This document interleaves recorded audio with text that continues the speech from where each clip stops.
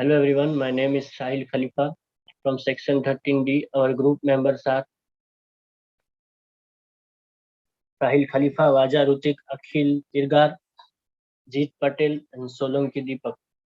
Our today's topic is forest management. In this section we will discuss about forest management, its plan and strategies, and at last conclusion. So introduction, what is forest management? Forest management is defined as the technical term involved in practical application of scientific, technical, and economic principle of forestry.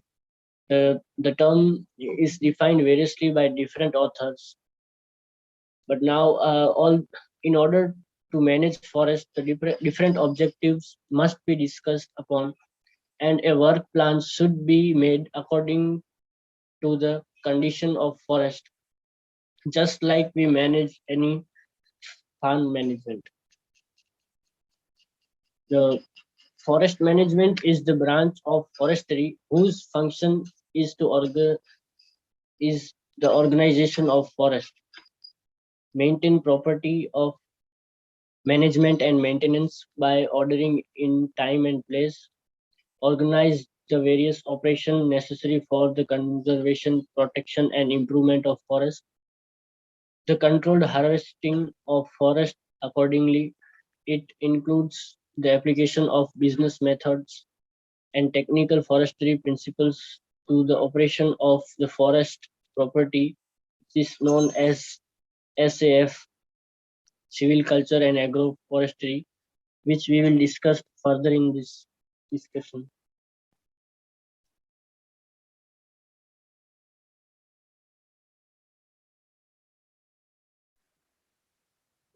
It is a fallacy that the best way to protect a forest is to leave it alone. And with climate change gathering pace and the world's population rising, active forest management is more important than ever. Forests cover roughly one-third of the world's land area and provide vital environmental services such as climate regulation, soil protection, and water management. They also produce food and raw materials which sustain hundreds of millions of people and support economics.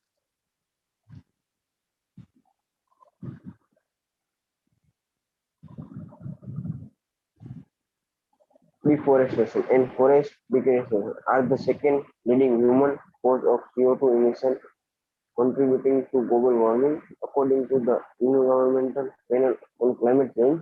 First, it is estimated that deforestation and forest degradation account for approximately 17% of global greenhouse gas emissions. Second, furthermore, tropical forests capture and store carbon since the turn of the century. Tropical forests are estimated to have removed 20 to 26% of all human-caused carbon emissions. Third, forests are also important storehouse of biodiversity and provide livelihood for over a billion people worldwide, including many living in extreme poverty. The problem. The main issue concerning forest management are Thank you, Deepak Solanki. The problems in forest management is the main issue concerning forest management are depletion due to natural causes, fire, and infestation or human activity like clear cutting, burning, land conversion, and monitoring of health and growth for effective commercial exploration and conservation. Deforestation and forest degradation are the biggest threats to forests worldwide. Over half of the tropical forests worldwide have been destroyed since 1960s, and every second more than 1 hectare of tropical forest is destroyed or drastically degraded. Next, first first problem is inadequate and dwindling forest cover. The biggest problem of the Indian forest is the inadequate and the fast dwindling forest cover. It has already been mentioned that forest cover more than 20 20.55% of the area against the required coverage of 33%. Even this small percentage of forest cover is seriously threatened by the increasing demand for major and minor forest products. Second problem is low productivity. Productivity of Indian forest is very low compared to some other countries. For example, annually productivity of Indian forest is only 0.5 cubic meter per hectare, while it is a 1.225 cubic meter per hectare in US, 1.88 cubic meter per hectare in Japan, and 3.9 cubic per hectare in France. Third problem is nature and forests are their uncommunicable utilization. The forests are thick, inaccessible, slow-growing, and lack in gregarious stands in many parts of the country. Some of them are very thin and comprise only thorny bushes. This factor makes their utilization uneconomical because there is a good deal of wastage, and this makes it very expensive in spite of the cheap labor available in India. Next, please. Other one is forest fires. Large tracts of vegetable cover are destroyed every year by forest fires.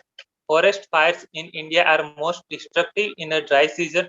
Insufficiency of properly trained personnel is a big handicap. Plant disease, other one problem is plant disease, insects and pests. Large tracts of forest cover suffer from plant disease, insects and pests, which leads to considerable loss to forest wealth. For example, thousands of hectares of sal forest in Madhya Pradesh and Chhattisgarh are being threatened by sal borer, for which no remedial measures have been adopted so far. Forest officials are only using the primitive methods of hiring tribals to catch and kill the insects. Other one problem is undue concessions to tribes and local people. In West Forest Act, tribals and local people have been granted customary rights and concessions for free grazing, as well as removing timber fuel and minor forest products. They are also allowed to continue with age-old shifting cultivation. This practice have been lead to reduction in forest yield. In addition, there has been encouragement on this forest by village people, inhibiting the peripheral areas. Next term is Vaja Rutvik. Okay, so my name is Vajarutik. Today my topic is about various plans and management made by the forest management. So now when we talk about the plans, then it defines the planned forest activities like inventory, yield calculating, harvesting, CV culture, protection, and monitoring and specifying objectives and control arrangement in the forest area.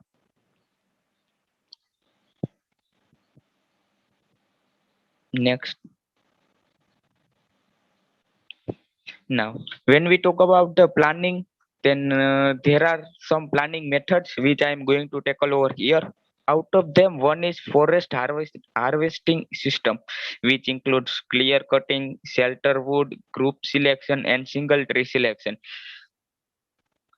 It can be the forest can be harvested by clear cutting, shelter wood. In shelter wood, it includes seed tree cutting, selection cutting, and high grade cutting. Clear cutting and shelter woods produce even edged forest stand that have trees of roughly the same age, as you can see in the figure which is on right side.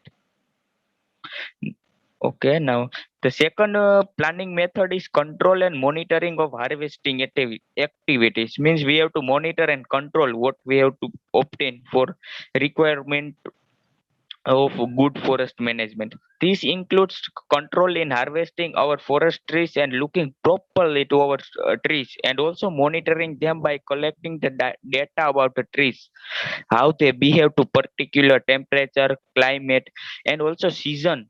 which help in proper forest management. Means we have to take data, get the data about the trees on what proper climate, temperature they below, so that we can know how they can live more life. Control of annual available cutting area is done on field checking of harvesting map. Now, the third and last planning method is sustainable forest management. The sustainable forest management means to keep the balance between main three pillars: ecological, economic, and socioculture. These are three main pillars, and we have to keep balance between them. This includes extent of forest resources, also forest health and vitality, productive and protective function, and forest resources including socio-economic function. Thank you. Next participants, please.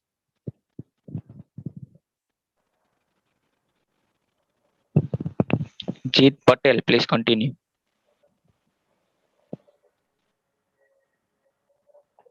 Hello everyone, I am Jeet Patel from Gujarat, India. My topic is the forest management conclusion. Society around the world are beginning to face up the reality that as a species man requires forest resource, both the wood and non-wood products a sustainably managed forest can provide. As the guardians of those resources of perform has to date been abysmal. Forest management can have a positive impact as a potential solution to a global climate change. The global climate includes both global warming driven by human-induced emission of greenhouse gas and the resulting large-scale shift in weather patterns. It properly regulated, instituted, and maintained. Some of implementation process are long and economically draining, but each steadily provide to have a positive long-term benefits environmentally, economically, and socio-culturally. Forest management is not the solution for every nation or region to adopt. Next slide. Forest departments are ill-suited and leading economic development among the forest users as their interests are to a divergence.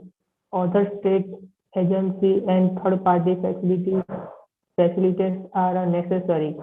It concludes with a set of recommendations for improving policy support to local forest management. Local forest management is the process of planning and implementing practice for the stewardship and use of forest and other wood and targeted as a specific environmental, economic, social, and cultural objective. One of the biggest challenge towards the outlook of the forest in the recent time has been a concern about the sustainability of our resource. It has emerged as one of the main concerns of recent policy advocacy. The National Forest Commission has recommended creating an enabling environment. Enabling environment is a rich and varied space where risks are minimized and well managed, and children are protected from harm and abuse. Create an environment that is warm, welcoming, and nurturing, and facilitate a sense of belonging.